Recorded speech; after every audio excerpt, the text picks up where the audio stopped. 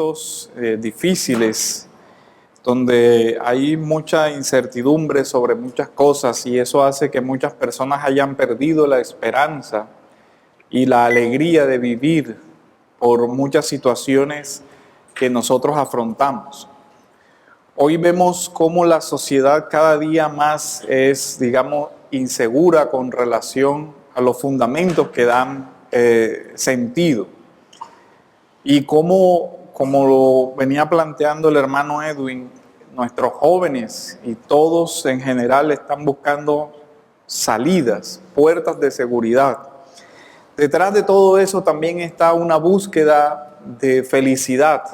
Detrás de muchos esos jóvenes que se vinculan a todo ese tipo de grupos, o detrás del consumo de drogas, detrás del uso excesivo de juegos de video, de todo lo demás, hay una búsqueda natural del hombre de la alegría, o de que se aminore de alguna manera el dolor que produce vivir en un mundo caído.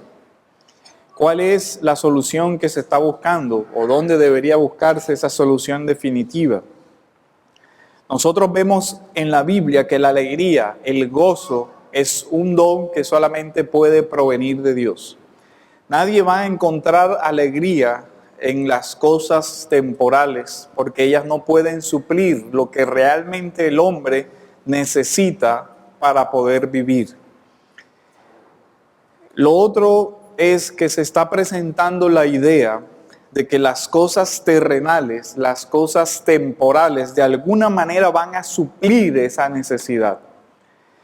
Se pretende que las personas puedan tener muchas cosas y así ser felices. Pablo, en la carta a los Filipenses, usa mucho el tema del gozo.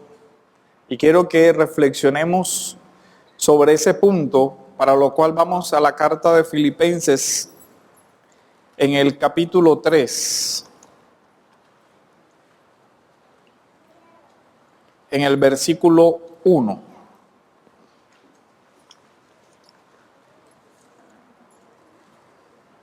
Dice: por lo demás, hermanos míos, regocijaos en el Señor. A mí no me es molesto escribiros otra vez lo mismo, y para vosotros es motivo de seguridad. Por lo demás, hermanos míos, regocijaos en el Señor.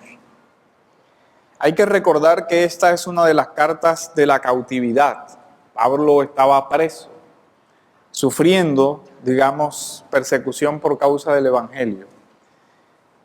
Y es curioso que quien debería ser consolado, pues es el que afrenta la situación, digamos, más difícil, la pérdida de la libertad, estar en una mazmorra y todo lo demás. Pero es él quien consuela, es él quien le escribe a la iglesia y les dice: ¿saben algo? Alégrense, debemos estar alegres.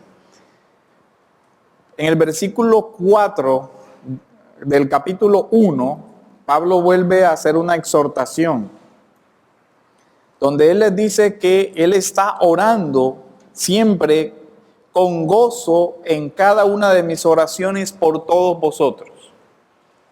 Vemos entonces que la alegría también tiene que ver con las disciplinas espirituales.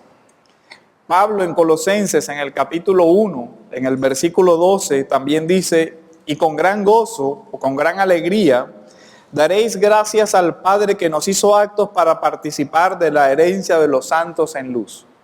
Entonces ya estamos viendo la raíz de esa alegría, nuestra herencia. ¿Qué es lo que nosotros esperamos o nuestra esperanza como la raíz de esa alegría? Un autor puritano que se llama Henry Scougal habla sobre cómo el amor o cómo aquellas cosas que nos producen gozo revelan también quién somos nosotros en realidad. Él dice: el valor y la excelencia del alma se miden por el objeto de su amor. Realmente es algo que nos debe poner a pensar.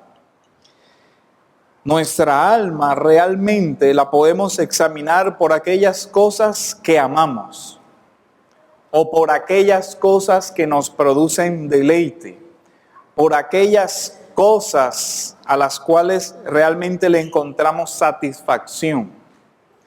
Y la pregunta es, ¿encontramos satisfacción en Dios más que en cualquier otra cosa? Ese es, digamos, el examen que nosotros debemos hacernos. Agustín hablaba sobre el correcto amor. Y él decía, el problema fundamental del hombre es el del amor. ¿Qué amamos? O más bien, que amamos cosas que no deberíamos amar. Y que no amamos a aquel a quien sí deberíamos amar. Y el desorden de las pasiones, el desorden de ese amor es lo que está produciendo toda la crisis que nosotros estamos viendo. No amamos lo que deberíamos amar o amamos de una forma desordenada. Nuestra sociedad está padeciendo eso. Nuestra sociedad actual no distingue entre lo que es el placer y lo que es el gozo. No distingue entre lo que son las pasiones desordenadas y lo que es el amor. No sabe distinguir entre una cosa y la otra y cree que todo es lo mismo, de tal forma que nosotros vemos pasiones desordenadas, mal dirigidas, con la intención de que eso va a producir felicidad, gozo. El pastor John Piper describía el pecado como una falsa promesa de felicidad. Y es una definición interesantísima, porque toca el núcleo de todo. ¿Por qué una persona peca? Porque cree que le va a ir mal, cree que eso le va a traer sufrimiento, cree que va a ser miserable, cree que va a ser infeliz. No, no cree eso cuando peca. ¿Qué cree? Que va a ser feliz por medio de eso. Cuando se le propone un mal negocio a alguien, él cree que eso le va a llevar a la ruina. No, él cree que está haciendo un buen negocio. Pues el diablo plantea con el pecado una transacción que para nada es un buen negocio. Porque es algo así, decía Lewis, como cambiar un castillo de arena por un castillo de verdad celestial. Lo irracional es que el hombre escogiera el castillo de arena y desechara el castillo celestial. Pero como el pecado no es para nada racional, estamos escogiendo, como hizo Esaú, las lentejas y despreciando la herencia verdadera. Y todo eso nos da una idea de cuánto hemos perdido el objeto real del amor. Y por perder eso hemos perdido el verdadero gozo que solamente puede provenir de aquel a quien debemos amar. En la medida en que amamos a Dios, Dios por su Espíritu Santo va a poner gozo en nuestras vidas. En la medida en que nos apartamos del verdadero amor a Dios, no habrá gozo en la vida de una persona. Y eso en gran medida ha distorsionado todos los propósitos de nuestra sociedad. Todos de alguna manera caminamos buscando ese amor, ese gozo y todo lo demás. El tema es que no tenemos un correcto amor. El mismo Henry Scougal dice, el alma se mide por sus vuelos, algunos bajos y otros altos. El corazón se conoce por sus deleites. Es una frase interesante que tiene un análisis muy de fondo.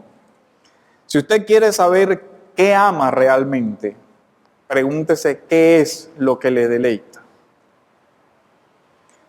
Si usted está aquí pensando en que estuviera mejor en la playa, puede saber cuál es el objeto de su amor. Si usted está aquí pensando que podría disfrutar más estando o haciendo cualquier otra cosa, su deleite le está diciendo la verdad, tiene un problema en su corazón.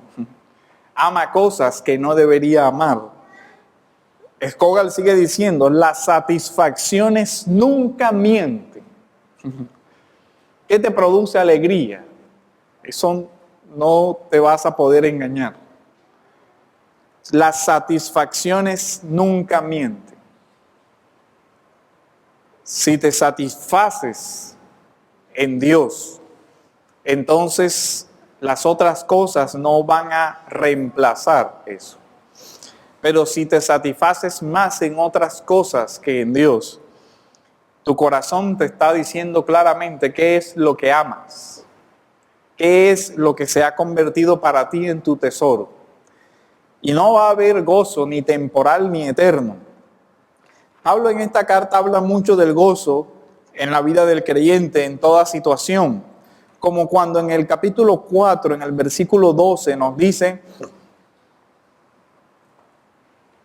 sé vivir en pobreza, sé vivir en prosperidad, en todo y por todo he aprendido el secreto, tanto de estar saciado como de tener hambre, de tener abundancia como de sufrir necesidad. Todo lo puedo en Cristo que me fortalece. Este es quizás uno de los textos que comúnmente se han usado para direccionar mal el corazón de los creyentes. Todo lo puedo en Cristo que me fortalece. Entonces puedes tener todas aquellas que tu mal corazón desea para estar feliz. Pero no es lo que Pablo está diciendo ahí. Porque el versículo anterior dice: puedo o he aprendido a tener hambre. He aprendido a padecer necesidad. Y todo eso lo puedo soportar porque tengo una fortaleza mayor, que es Cristo morando en mí. De tal manera que no se trata aquí de aislarnos de la realidad o decir todo está bien.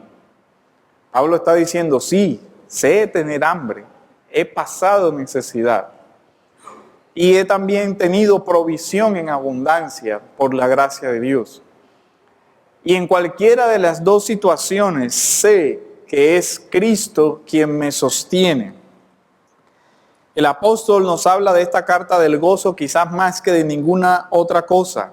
Aprendemos que el gozo está relacionado con la oración, que el gozo está relacionado con la predicación de la palabra. Filipenses 1:18 dice: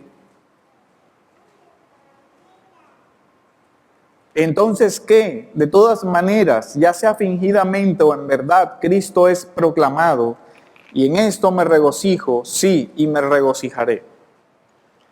Pablo está diciendo aquí: aunque algunos prediquen a Cristo por competir conmigo, de todas maneras, como mi proyecto no es la construcción de un reino terrenal para mí, con que Cristo sea anunciado, ya eso es motivo de regocijo. Lo hacen aprovechando que yo estoy preso, creyendo que van a tener una mayor reputación o cualquier otra cosa. Dice, pero el centro de todo es que Cristo sea proclamado. ¿Por qué? Porque el mensaje del Evangelio es el mensaje realmente de la alegría. Son las buenas nuevas que pueden alegrar el corazón del hombre. El centro del gozo cristiano es Dios mismo. Solo Dios nos puede conceder como un don que nos podamos alegrar en Él. ¿Por qué? Porque por naturaleza no lo hacemos. Nuestra naturaleza caída no se deleita en Dios. Queremos reemplazar a Dios con cualquier otra cosa. Queremos seguir siendo enemigos de Dios y al mismo tiempo pretender ser felices en esta tierra, que es un don de Dios. Pablo en la carta de los Filipenses nos habla que la vida cristiana está marcada por la alegría. Nos gozamos. Pero la pregunta sería, ¿por qué Pablo da tanta importancia al gozo en esta carta? Recordemos que por naturaleza, por ser pecadores, realmente recibimos mayor placer en las cosas temporales o en los dones temporales. Esa es la razón de la irracionalidad del pecado.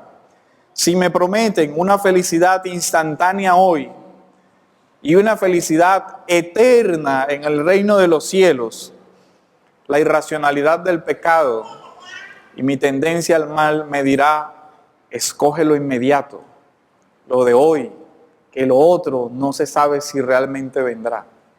Esa ha sido siempre la estrategia de Satanás.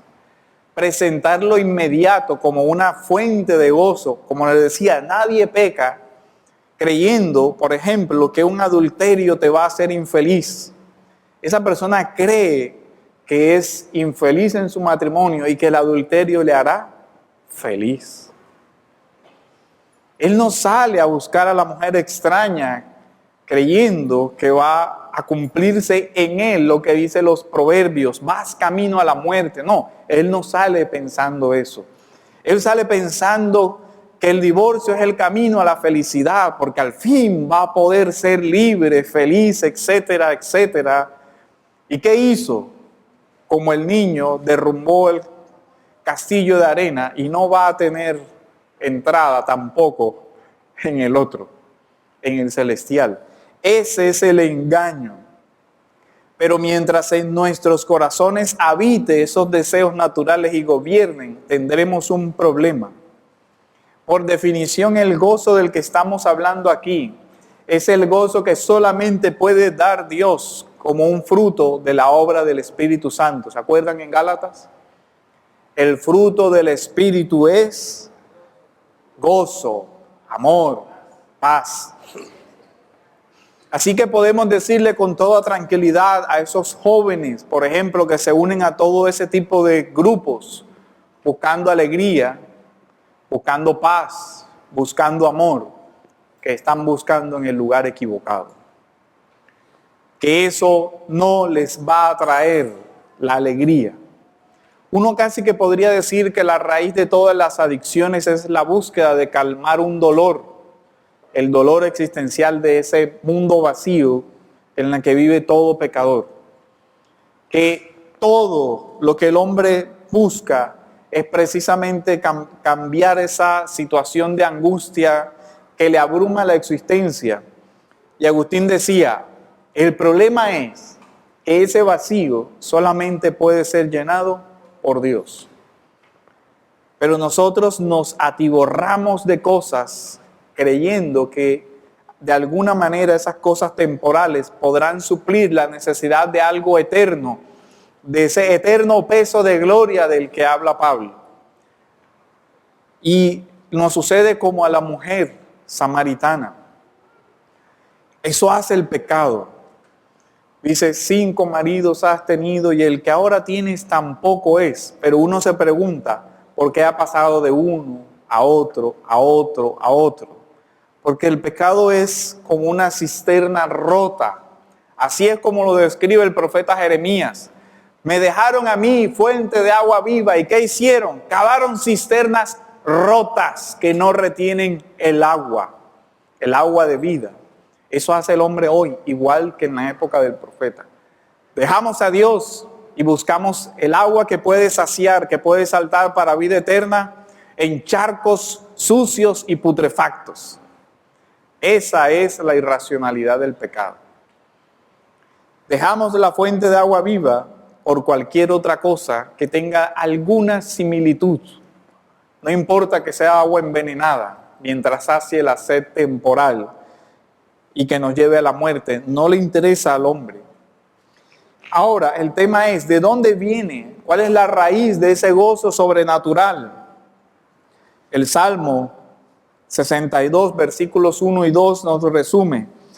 De Dios viene nuestra salvación y de Él viene el verdadero gozo. La salvación introduce al hombre en una vida nueva de gozo y paz, como don de ese Espíritu Santo morando en el corazón del hombre.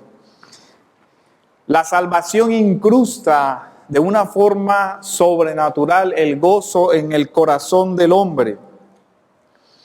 El Salmo 9:14 dice, en ti me gozo en tu salvación, dice el rey David. El Salmo 35:9 dice, mi alma se alegrará en Jehová y se regocijará en su salvación. Esa salvación es lo único que puede darnos alegría. Ahora, ¿de qué clase de gozo estamos hablando? de un gozo tan profundo que no importa la situación adversa, que puede sostener ese gozo frente a cualquier tipo de situación, frente a la cárcel, frente a la persecución, frente a la muerte de un ser querido. Quizás es el texto de Habacuc, en el capítulo 3, versículos del 17 al 19, quien nos muestra esto con una mayor claridad. Habacuc dice: aunque la higuera no florezca, ni en las vides haya frutos, aunque falte el producto del olivo y los labrados no den mantenimiento, aunque las ovejas sean quitadas de la majada y no haya vacas en los corrales. Y miren lo que dice el profeta: con todo, a pesar de todo eso, yo me alegraré en Jehová, me gozaré en el Dios de mi salvación. Jehová el Señor es mi fortaleza. Y eso lo podemos ver en Nehemías y en todos los profetas. Apocalipsis también nos dice: gocémonos porque han llegado las bodas del Cordero. Es un gozo eterno. Romanos nos dirá también que hemos de estar gozosos en la esperanza. Isaías nos dirá: en aquel día, he aquí, este es nuestro Dios. Le hemos esperado, Él nos salvará. Este es Jehová a quien hemos esperado. Nos gozaremos y nos alegraremos en su salvación. La justificación es entonces esa fuente de esa alegría. ¿Por qué da Pablo tanta importancia al gozo? Porque el gozo también está en la raíz del mensaje del Evangelio. Las bienaventuranzas son eso, son promesas de felicidad, que debemos entender que son promesas de felicidad basadas en la esperanza venidera del reino de los cielos. El Señor dice: bienaventurados aquellos que lloran, los que tienen hambre, los que son perseguidos. Ahora, la bendición no radica en la condición misma. No es que llorar nos haga felices, ni ser perseguido nos haga felices. Jesús no está hablando de una especie de estoicismo, de darle valor al sufrimiento por sí mismo. Lo que Él está diciendo es que esa condición nos dará acceso, a pesar de la circunstancia, a un gozo mayor. Porque Él dice: bienaventurados los que lloran, porque serán consolados por Dios. Bienaventurados los que tienen hambre y sed de justicia, porque recibirán de Dios, serán saciados de Dios. Bienaventurados los perseguidos, porque el Señor los recompensará y su recompensa será grande en los cielos. Luego nos lleva de la situación temporal a la esperanza eterna. Tal alegría de la que habla el Sermón de la Montaña es la misma de la que está hablando Pablo. Una alegría sobrenatural. Dios es la fuente de esa alegría. Dios es el Evangelio, porque las buenas nuevas que se nos dan es que Dios es quien ha salvado. Juan en el Evangelio, en el capítulo 17, en el versículo 13 dice: y habló esto en el mundo para que tengan mi gozo completo en sí mismo. El Evangelio es la fuente de gozo. Mientras que el hombre siga buscando en cisternas vacías el gozo que solamente puede provenir de Dios, no lo encontrará. Y yo les he dado tu palabra para que tengan ese gozo. Y solo permaneciendo en esa palabra y en esa comunión con Dios podemos tener la alegría que viene del Evangelio. El Evangelio es la fuente de esa alegría. Lucas, en el capítulo 2, donde encontramos el relato del nacimiento del Señor, nos dice, cuando se aparece a los pastores: no temáis, porque yo os doy nuevas de gran gozo. Eso es el Evangelio. Dios es el mismo Evangelio, que será para todo el pueblo, que ha nacido hoy en la ciudad de David un Salvador que es Cristo el Señor. ¿Cuál es la fuente de nuestro gozo? No son las circunstancias que estemos atravesando. No es que mis posesiones me harán feliz. No es que las apariencias que yo conserve me harán feliz. No es que lo que yo pueda comprar o lo que yo pueda tener me hará feliz. La felicidad verdadera, la felicidad que puede saciar realmente el sentido, el propósito y dar paz, es la que viene del Evangelio. La respuesta a eso fue gozo. Nos ha nacido un Salvador. Y el Salvador introduce el gozo.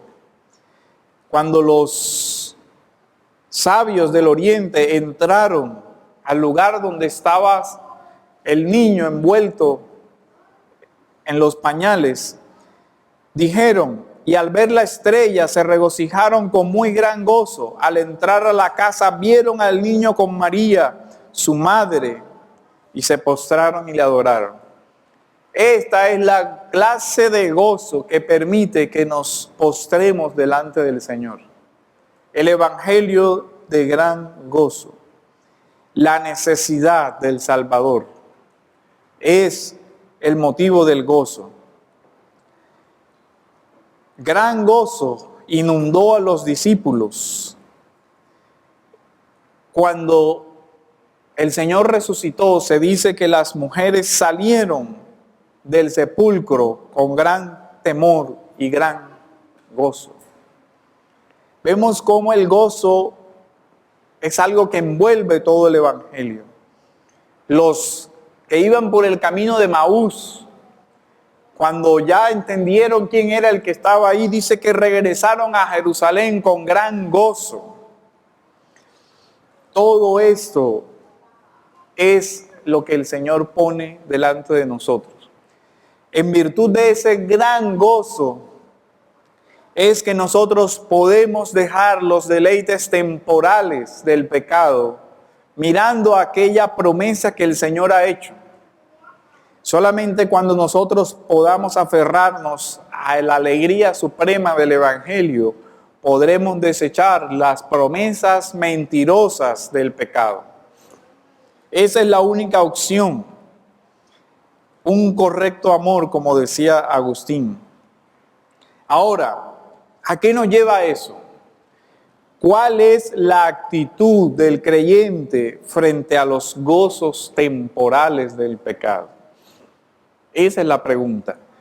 Miren, es interesante cómo Hebreos, en el capítulo 11, 25, nos presenta la vida cristiana con esta antítesis.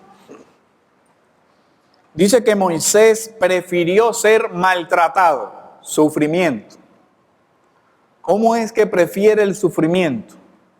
Porque él somete a el peso de una cosa con otra. ¿Cuál? Prefiriendo ser maltratado con el pueblo de Dios antes que gozar de los deleites temporales del pecado. La razón, porque él sabía que había un deleite eterno en Dios que hacía mucho más grande lo que él esperaba que lo que podía ver concretado ahí mismo. ¿Quién, aunque uno no puede especular de lo que hubiera sucedido en el futuro, ese quizás es muy engañoso, pero quizás Moisés habría tenido un puesto muy alto y elevado en la corte del faraón de su época. Posiblemente no hubiera podido acceder al trono, pero sí hubiera estado muy cerca del poder, tanto como para que todos los bienes terrenales estuvieran más o menos a su alcance. Y toda clase de deleites temporales del pecado estuvieran muy cerca. Ahora, si usted o yo estuviéramos en la misma condición, ¿elegiríamos 40 años en el desierto? No suena muy razonable esa comparación, ¿verdad? Pero mira, estás dejando Egipto, poder, riqueza, fama, gloria, por un pueblo de esclavos. ¿Qué te va a dar? Por 40 años de padecimiento, por vivir en un desierto espantoso, lleno de fieras y todo lo demás. Y además de eso, súmale un pueblo malagradecido. No creo que el negocio así pintado suene muy bien. Porque si ponemos lo temporal con lo temporal, la vida terrenal de Moisés hasta el final de su vida, si no supiéramos lo que viene después, diríamos, qué negocio mal hecho en la vida. ¿Cómo fue a dejar la corte del faraón por pasar 40 años en ese desierto, morir y ser enterrado en una cueva que ni siquiera se sabe dónde? Hoy tendría por lo menos una pirámide allá en Egipto, haciendo el quizás. Pero a donde el Señor nos lleva es al reino. Pero nada de lo temporal es comparable con la gloria venidera que ha de manifestarse. Pesadas así las cosas, las aflicciones del tiempo presente no serían para nada comparables con la gloria venidera. Sí, dejamos el castillo de arena por un castillo celestial. Pero algunas personas no ven más allá del aquí y el ahora terrenal. Y lo triste de todo ese tema es la dinámica en la que está cayendo la iglesia, que está repitiendo el propio mensaje de los deleites temporales del pecado son mejores que la gloria eterna. Cuando le presentan a la persona un pseudoevangelio donde dice, Dios te promete bienes terrenales, tantos bienes terrenales, que sería mejor aquí que allá, que la gente pierda el norte, no un reino eterno, porque estoy tan bien aquí que estoy hasta cómodo. ¿Será esa la esperanza del evangelio? El creyente debería preocuparse cuando esté excesivamente cómodo en un mundo lleno de deleites del pecado.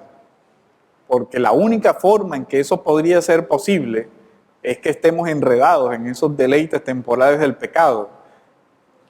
Porque de lo contrario, el creyente tendría que clamar en su oración diariamente como el Señor lo enseñó. Señor, que venga pronto tu reino. Porque esto que vemos realmente es solo una apariencia. Esa es la ilustración. Cómo el falso evangelio ha cegado la mente de muchas personas, de tal forma que les presentan el evangelio como la forma de desear las cosas aquí y ahora. Como decía el pastor John Piper, usted no necesita nacer de nuevo para querer un buen matrimonio. Usted no necesita nacer de nuevo para querer un carro, una casa, una beca, para querer las posesiones temporales. No necesita nacer de nuevo para desear eso. Nuestro corazón natural es perfectamente posible de que desee todas esas cosas. Pero sí necesita nacer de nuevo para dejar todas esas cosas por la gloria del evangelio. Sí necesita nacer de nuevo para gozarse mientras es perseguido. Sí necesita nacer de nuevo para alegrarse mientras padece hambre. Sí necesita nacer de nuevo para decirle a los hermanos, alégrense cuando usted está preso por causa del evangelio. Para eso sí se necesita nacer de nuevo. Luego entonces lo que nosotros vemos es cómo el deleite temporal ha enceguecido tanto y cómo el ser humano confundió los placeres temporales del pecado con la felicidad. Tanto es así que el hombre ya no sabe qué es ser verdaderamente feliz. No lo saben.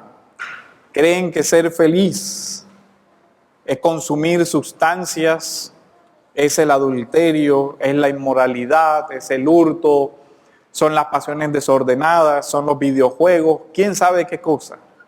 Esa es la definición moderna de felicidad.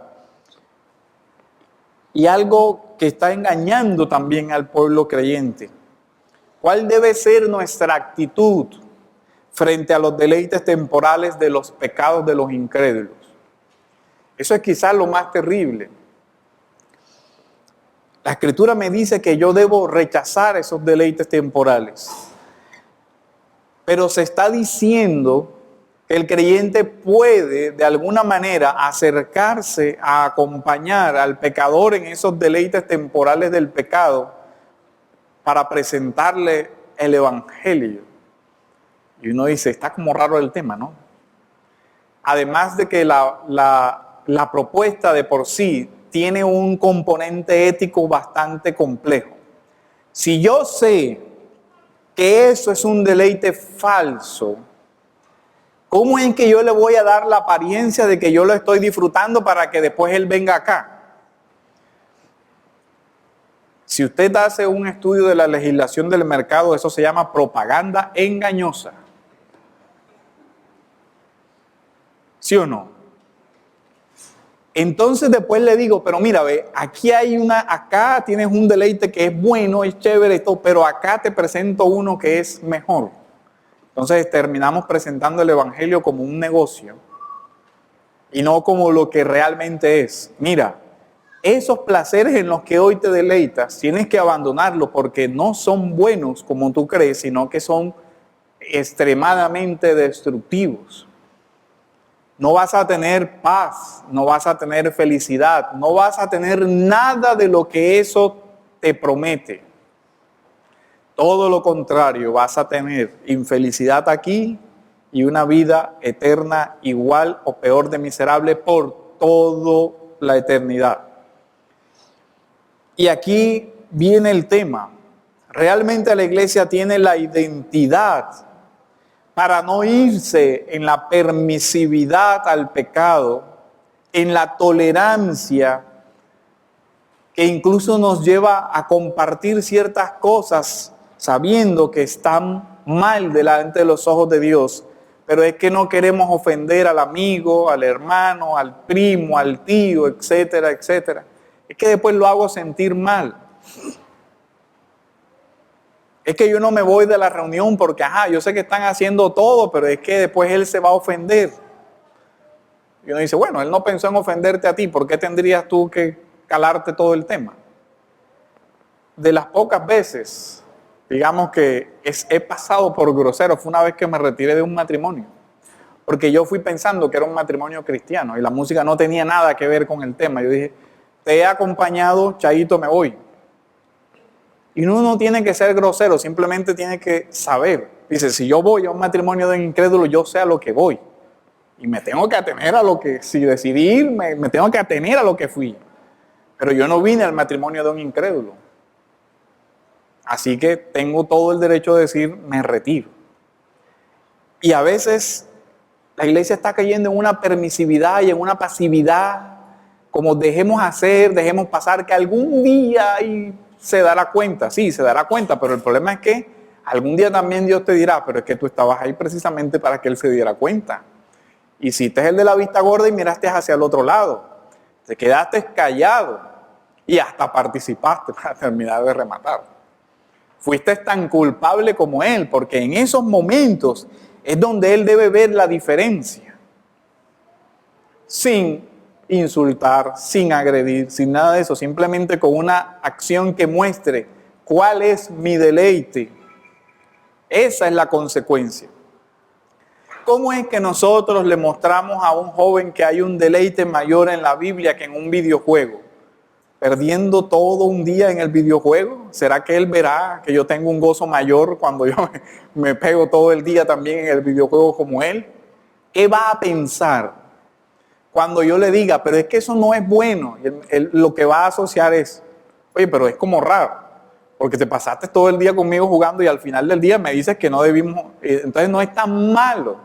porque Él mismo lo está justificando con sus acciones. ¿Cómo es que nosotros nos vemos así? Martin Lloyd-Jones, hablando de esto, dice: nuestro Señor atrajo pecadores porque Él era diferente.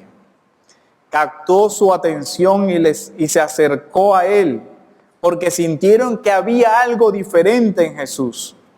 Y el mundo siempre espera que seamos diferentes. El mundo debería preguntar: oye, ¿por qué estás alegre a pesar de todo? ¿Y por qué si yo tengo todo, no tengo esa misma alegría? Eso es lo que el mundo debería preguntarse, pero no sucede hoy. Y además, dice el pastor Lloyd-Jones, un cristiano triste sí que es una contradicción de términos, porque la esencia del evangelio son buenas nuevas de gran gozo. Y uno dice, pero ¿dónde está la realidad de ese gozo superior cuando no lo reflejamos? Cuando esos jóvenes van a buscar una pandilla, van a buscar amor. Y uno dice, ¿por qué no ven ese amor realmente en la iglesia? ¿Por qué no ven ese amor en nuestras vidas? ¿Por qué no ven que reflejamos una mayor felicidad de la que ellos aparentemente tienen? Eso debería inquietar al mundo. El mundo debería ver a la iglesia que sufre, que lucha y decir, esta gente es irracionalmente feliz. No nos explicamos de dónde le surge tanta felicidad. Claro, porque el evangelio es buenas nuevas de gran gozo. Y todo el mundo debería preguntarse cómo es que estas personas sostienen ese gozo permanente en sus vidas. Y ahí es donde nuestra respuesta será, no es nuestro, es el evangelio, un don de Dios. Esta idea de que nosotros nos debemos parecer, mostrar algo así como que podemos estar en los deleites de aquí, en los deleites de allá y todo lo demás, el pastor Lloyd-Jones lo rechaza y dice, esta idea de que podemos ganar a los incrédulos para Cristo, mostrándole que al final de cuentas somos bastante parecidos a ellos, es un error teológico y psicológico de gran profundidad. ¿Cómo es que nosotros les vamos a decir hay un reino superior cuando nuestros deseos están en el mismo lado que ellos tienen? Como decía Scogel al principio, las satisfacciones no mienten. Si ese incrédulo ve que te satisfaces en lo mismo que él se satisface, nunca se va a preguntar cómo es que tú tienes un gozo diferente. Como dice Scogel, los deleites no mienten. Podrás decirle con la boca muchas cosas, pero si él no ve en ti realmente ese deleite, vamos a la iglesia, allá la pasamos chévere. Unas presentaciones del evangelio de que uno dice, realmente esa persona hay que leer la Biblia. ¿Será que eso refleja que usted tiene realmente un gozo en la Biblia? ¿Será que refleja usted gozo en el privilegio que tiene de la oración? ¿Refleja el gozo del privilegio de congregarse para adorar a Dios? ¿Reflejamos ese gozo realmente en nuestras vidas? Nosotros realmente debemos hacer esto porque tenemos un gran gozo en lo que hacemos, porque Dios nos lo ha concedido. De tal forma que cuando un maestro cristiano enseña, debe reflejarse la alegría de poder hacerlo. Cuando trabajamos, debemos reflejar la alegría de poder hacerlo. Cuando ayudamos al necesitado, debemos reflejar la alegría de poder hacerlo. Para que se cumpla de aquello de que más bienaventurado es dar que recibir. Debemos ser alegres al dar. Pero si damos con tristeza en nuestros corazones, ¿qué testimonio es eso? Simplemente con la alegría que Dios nos da, somos un testimonio para el mundo. Hermanos, hay que ver o examinar con total seriedad y honestidad aquellas cosas que nos están produciendo una verdadera alegría. ¿En qué me deleito yo? ¿En qué gasto? ¿En qué me deleito cuando gasto mi dinero? ¿En qué me deleito con mi tiempo? ¿Cómo estoy invirtiendo mi tiempo? Porque ese es un indicador realmente de lo que a mí me produce deleite. Si usted mira en qué invierte su tiempo, dirá, esto es lo que realmente a mí me gusta. Si usted mira las inversiones de su dinero, eso le dirá qué es lo que realmente usted atesora. Y esa es la realidad. Y no puedo engañarme de decir, bueno, me gasto todo esto en esto y no le presto atención a nada de esto, pero yo amo más esto que lo otro. Admirable, pero es una farsa. Usted sabe que no es cierto. Cuando programa su agenda y todas las actividades que van primero no tienen nada que ver con la fe que usted dice profesar, tiene un problema. Sus deleites le están mostrando lo que hay en su corazón. Y esas actitudes son las que debemos examinar. ¿Qué debemos pensar nosotros? ¿Cómo evaluamos nuestras relaciones de acuerdo al deleite? El Salmo 25:14 dice, la comunión íntima de Jehová es con los que le temen, y a ellos hará conocer su pacto. La comunión íntima del Señor es con los que le temen. El Salmo 119 en el versículo 63 y el Salmo 101 en el versículo 6 dicen, compañero soy de los que te temen y guardan tus mandamientos. Amigo soy de los que te temen y guardan tus mandamientos. A mí me preocupa mucho cuando un joven me dice que su mejor amigo es un incrédulo. Yo me pregunto, ¿cómo es eso posible? Que un muchacho cristiano diga que sus mejores amigos son incrédulos. ¿Por qué? Por el tema de los deleites. Y uno dice, bueno, o realmente tus deleites están igual que en ellos y tendrías que preguntarte cuál es la diferencia. ¿Te deleitas en lo mismo que ellos se deleitan? Si ellos son incrédulos y su alegría es esa y tu alegría es la misma, uno diría, por regla de lógica aristotélica, yo soy otro incrédulo. No me queda otra. Me gozo en lo mismo que ellos se gozan y que Dios aborrece.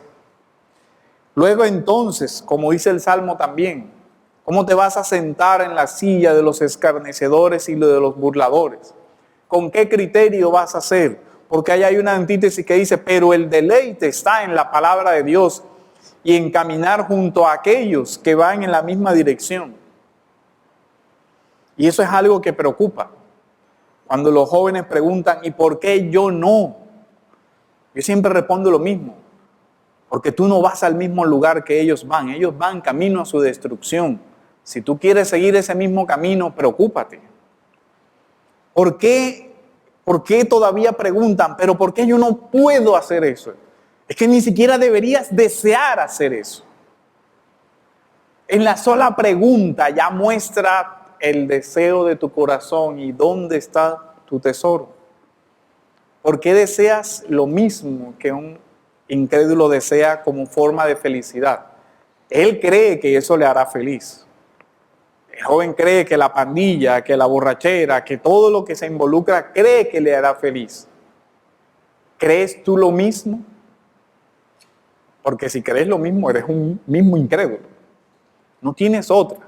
Ahora, eso nos llama a la comunión. Ahora, no quiere decir evidentemente que nos convirtamos en unos antisociales ni nada de eso, sino a que realmente examinemos dónde está mi verdadero deleite. Lo que decía Scougal, el alma se mide por sus vuelos, algunos bajos y otros altos. El corazón se conoce por sus deleites y las satisfacciones nunca mienten. El valor y la excelencia de un alma se miden por el objeto de su amor. Entonces, si nosotros somos creyentes, debemos examinar nuestro corazón a la luz de aquellas cosas en las cuales encontramos mayor agrado y felicidad. Y si estamos desviándonos del Evangelio como nuestro mayor gozo y alegría, seriamente debemos preguntarnos qué hay en nuestro corazón. Si la comunión con los hermanos, las disciplinas espirituales no son esa fuente de gozo inagotable, esa agua que salta para vida eterna, debemos realmente arrepentirnos y volvernos a Dios en oración, rogándole que Él produzca el deleite en Él. Ahora, si no eres creyente, no habrá forma de que puedas tener gozo en esta vida y mucho menos en la vida eterna. Cualquier cosa que a tus ojos hoy se te presente como algo en lo que encontrarás felicidad es un espejismo, es una apariencia. La verdad debe ser develada y la verdad que te puede llevar al gozo eterno es Cristo. No vas a encontrar felicidad terrena de ninguna otra manera, sino en la salvación que Cristo puede dar. De tal forma que por tu propia felicidad tengo que decirte, arrepiéntete y cree en el Evangelio. De lo contrario, tu vida seguirá siendo infeliz aquí y mucho más en el reino de los cielos. Oremos, hermanos. Bendito Dios, te damos gracias, Señor.